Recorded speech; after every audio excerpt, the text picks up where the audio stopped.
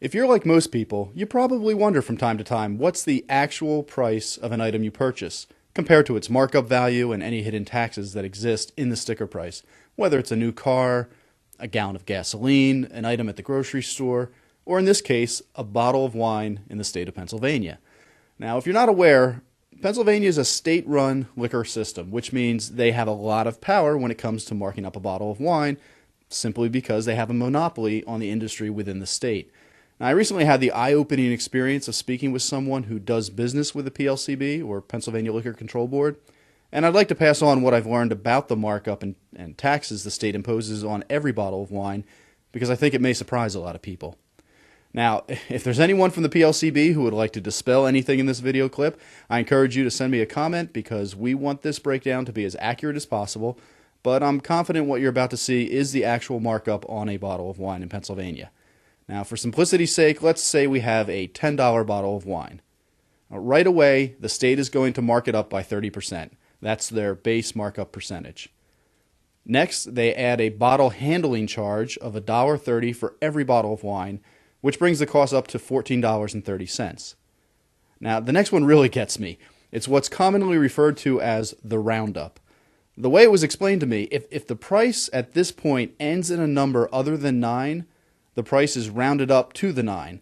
So in this case, our price is $14.30, so this bottle is going to now be $14.39, plus they add another dollar for every $10 the bottle is worth, which brings the price to $15.39.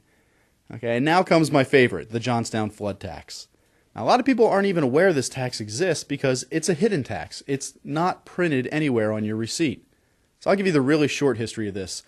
Following the devastating Johnstown flood of 1936, there was a temporary 10% statewide tax imposed on all wine and liquor sold in Pennsylvania in an effort to help rebuild Johnstown. Well, 4 or 5 years later, Johnstown was rebuilt. But like any other temporary tax that government imposes, they chose to keep this one on the books a little while longer, about 75 years longer, and now the tax has been raised to 18%. And believe me, the money does not go to Johnstown, PA, or any flood victims. It's just another source of tax revenue for the state, to the tune of nearly $300 million a year. So getting back to our equation here, that brings our markup up to $18.16. And then the consumer gets hit with double taxation when they pay the 6% sales tax, which brings the price of this $10 bottle of wine up to $19.25.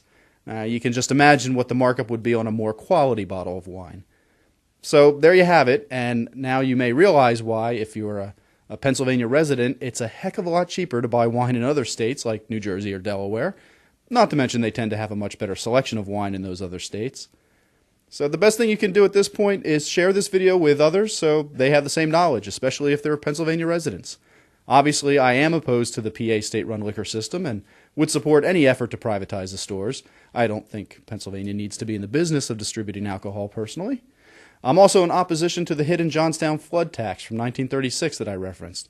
So if you'd like to learn more about this, please visit our website at www.johnstownfloodtax.com, or you can become a fan of our Facebook page by searching that site for Repeal the Johnstown Flood Tax.